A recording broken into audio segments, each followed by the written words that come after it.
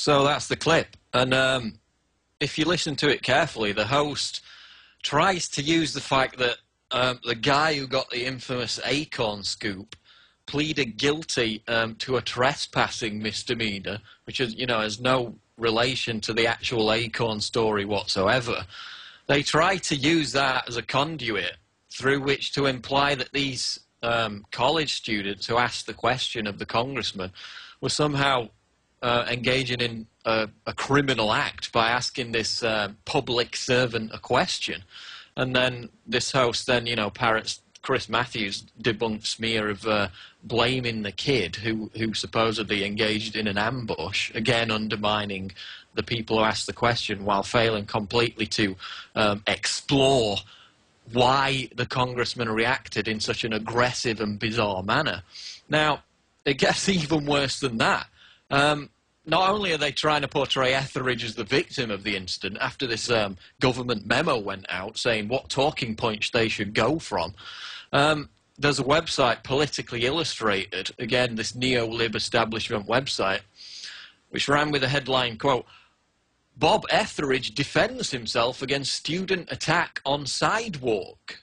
So that's right. Now, if someone punches your camera, grabs you by the neck, grabs you by the arm, and basically puts you into a half Nelson, then you better be concerned that they don't charge you with attacking them, because now these neo-lib websites are saying that Etheridge was defending himself from an attack when he's grabbing the guy almost round the throat and assaulting this individual.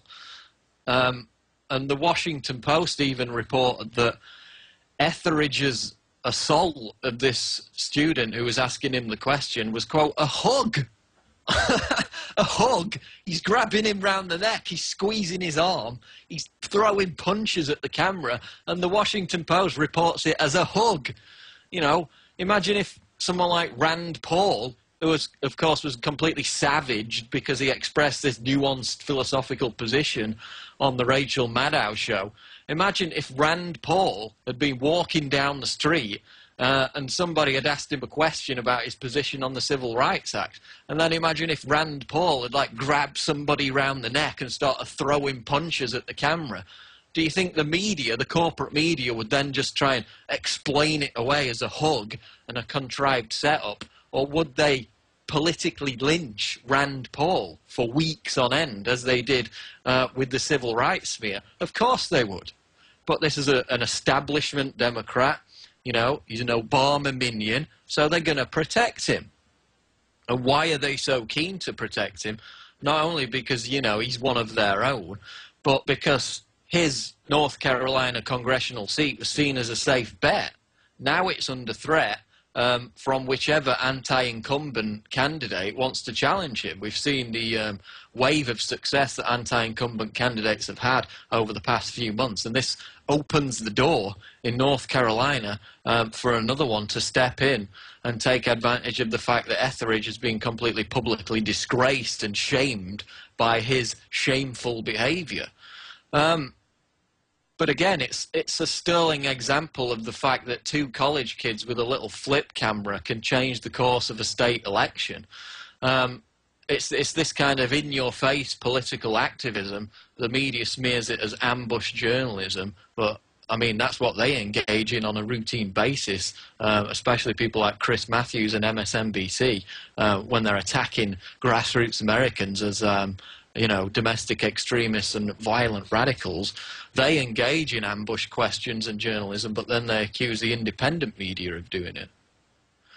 But, I mean, again, it exemplifies the fact that when people like Etheridge are confronted, by the rabble, by the independent media, by the people they're supposed to represent, that they react in this way, which just shows how they view us, how they think of us as basically dirt, and the fact that they're not public servants, they're overlords.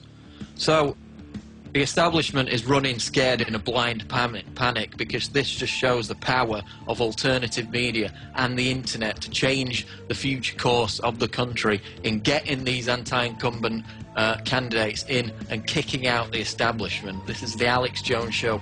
We'll be back after the break. We'll go to your calls soon. Stay tuned.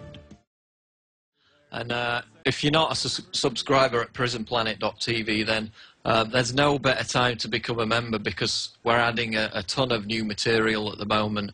As you probably know, we've just added Camp FEMA and Don't Tread on Me, two excellent films exclusively online at prisonplanet.tv. You won't find them on YouTube. This is exclusive material. And this is what funds the operation. You know, this is what pays for the mammoth bandwidth bills every month. And, you know, the cost of putting most of our material out for free, which is what Alex Jones does, which is what we do on a regular basis. And it's just $5.95 a month, or you can subscribe for a year and get 3 months free. So prisonplanet.tv, become a member of the community today. We've got... basically, you get Alex Jones audio archives, you get the video archives every single day served out directly to you. You get the live video stream, which is what we're doing right now. So not only can you hear the audio, but you can watch the video, whether it's from me via Skype or in studio with Alex Jones. And also, we have InfoWarsShop.com. That's InfoWarsShop.com. And this is where you can get all the DVDs, the books, the T-shirts, the information that we really consider important and that we've vetted, and that is the best information out there for waking up other people. So that's InfoWarsShop.com. And of course, you know, this all goes towards growing our operation and increasing our outreach in the information war that we're now starting to see come to fruition, especially with the growth of the independent media, which is exemplified no better by this confrontation of the congressman, which we were discussing before the break. But now we're going to move on to Afghanistan. Now, we've got a situation where polls at the moment are showing the maximum opposition to the occupation of Afghanistan since the invasion. You know, the surge is failing. We've just had one of the bloodiest weeks in the conflict, which is now, you know, 9 years old. The UK is signalling that there could be a pull-out of troops after, you know, more British troops died in the past couple of weeks. So lo and behold, the New York Times comes to the rescue, you know, the helpful progenitor of myths about weapons of mass destruction and yellow cake from Niger. You know, the New York Times, this big liberal newspaper that routinely supports the war, whether it's George W. Bush or Barack Obama in office, with this big announcement that they found $1 trillion worth of gold, aluminium, copper, iron, and other minerals in the mountains of Afghanistan, thus providing the perfect justification and motivation for Obama to prolong the occupation. You know, Obama, the peace candidate, the anti-war candidate, the candidate of change. More troops deployed, more US troops deployed than at any time during George W. Bush's presidency. That's the peace candidate, Barack Obama there. And if you just merely scratch the surface on researching this new announcement, they call it, of these vast mineral deposits in Afghanistan, you will know that it's basically, as Raw Story calls it in their article, which is posted on prisonplanet.com, a PR scam designed to hoodwink Americans and as well as Afghan civilians into thinking that they will ultimately somehow be the beneficiaries of all this, just like, you know, we were told that Americans would reap the bounty of the Iraqi oil.